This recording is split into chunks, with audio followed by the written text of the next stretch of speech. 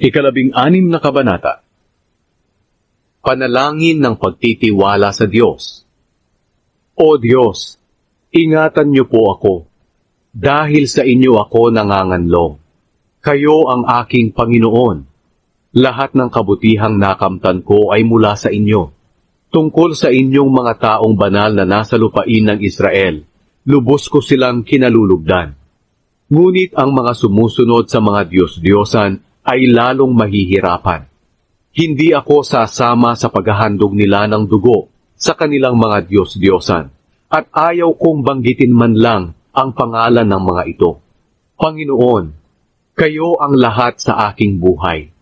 Lahat ng pangangailangan ko'y inyong ibinibigay. Kinabukasan ko'y nasa inyong mga kamay. Ang mga biyayang kaloob niyo sa akin ay parang malawak na taniman, kahanga-hangang tunay. Tunay na napakaganda ng kaloob na ibinigay niyo sa akin. Pupurihin ko kayo, Panginoon, na sa akin ay nagpapayo. At kahit sa gabi pinaaalalahanan ako ng aking budhi, Panginoon, palagi ko kayong iniisip. At dahil kayo ay lagi kong kasama, hindi ako matitinag. Kaya't nagagalak ang puso ko, at ako'y panatag, dahil alam kong ligtas ako. Sapagkat hindi nyo pababayaan na ang aking kaluluwa ay mapunta sa lugar ng mga patay. Hindi nyo hahayaang mabulok sa libingan ang matapat nyong lingkod.